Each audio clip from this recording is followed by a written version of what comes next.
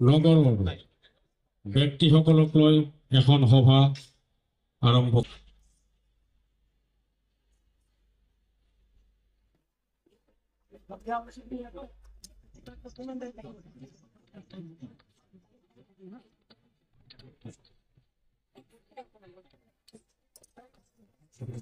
পুৰুষসকলৰ থিয় হোৱা ঠাইটো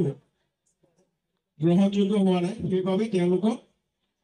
সোঁফালে থিয় হ'বলৈ আমি অনুৰোধ জনালোঁ আটাইৰে শ্ৰদ্ধাৰ মৰমৰ ফণীভূষণ চৌধুৰী ছাৰ আখৰা কৰা ঠাইত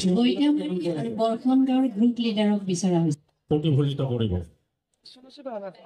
ইয়াৰ পিছতে আমাৰ এখন সভা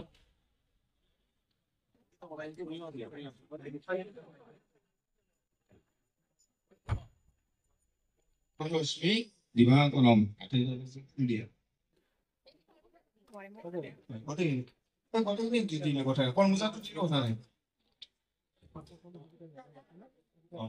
ইয়াৰ পিছত আমাৰ মাজত আছে বঙাইগাঁও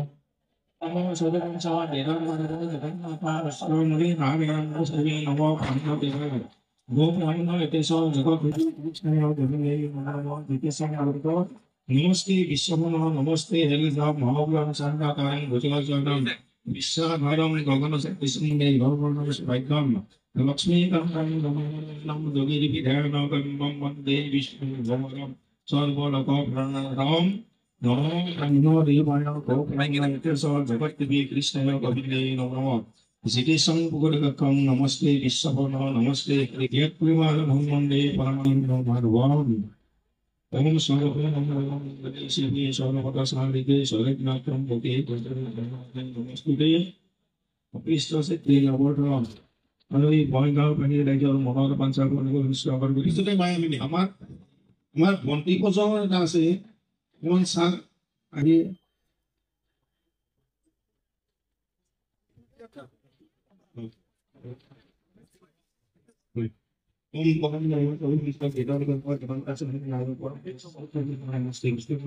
নমস্তে প্ৰণাম কৰিব ভগৱানক ভাবি আমাৰ যি জুবিন ক্ষেত্ৰ সন্মান পুৰস্কাৰ ওম নমো ব্ৰহ্মদেৱ গৌতম সাধ দেৱী কৃষ্ণায় গোবিন্দ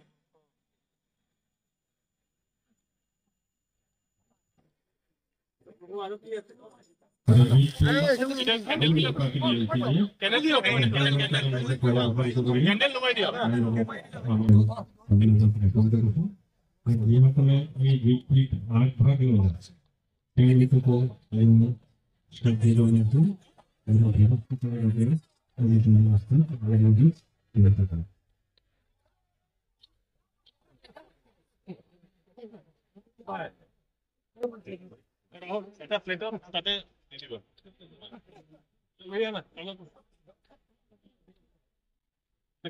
না না এৰি কৈছো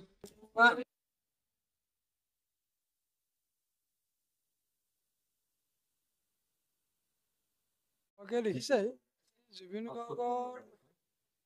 জন্ম জয়ন্তী উপলক্ষে জন্ম দিৱস উপলক্ষে আমি ইয়াত আজি কেক কাটি তেওঁৰ জন্মদিন পালন কৰিলোঁ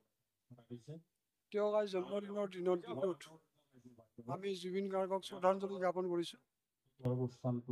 আৰু জুবিন গাৰ্গৰ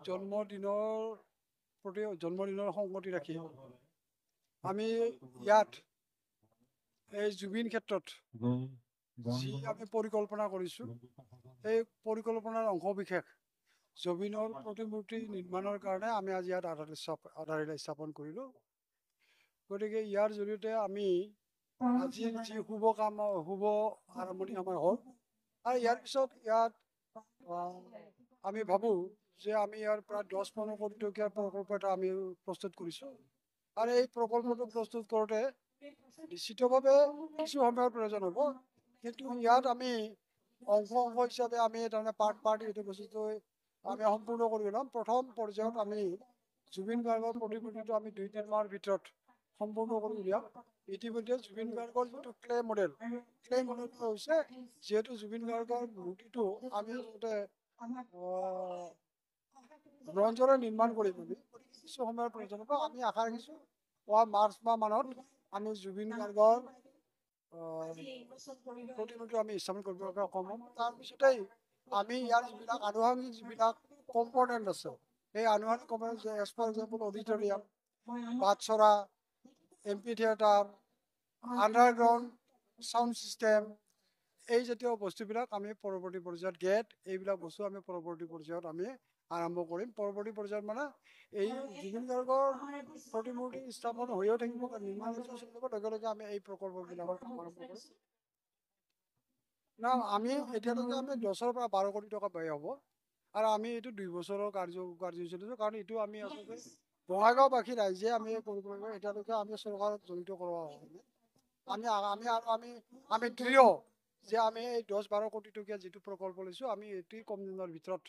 আমি 1-2 বছৰৰ ভিতৰত আমি সম্পূৰ্ণ কৰি উলিয়াম। ইতিমধ্যে আপোনালোকে দেখা পাইছে যে আমি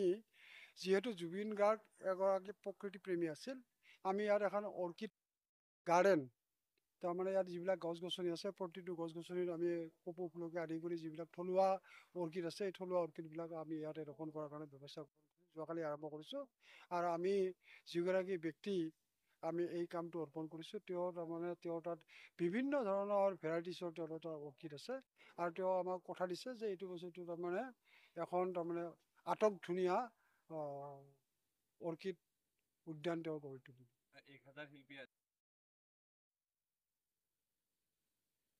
নাই, এইটো বস্তুটো এইটো আমাৰ তাৰমানে লক্ষ্য থাকিব।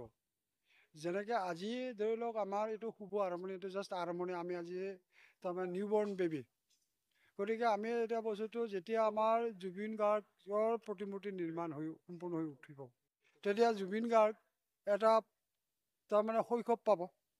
তাৰপিছত জুবিন গাৰ্গৰ তাৰমানে সম্পূৰ্ণ তেওঁৰ জীৱনকালত যেতিয়া আমি এই গোটেই পাৰ্কখন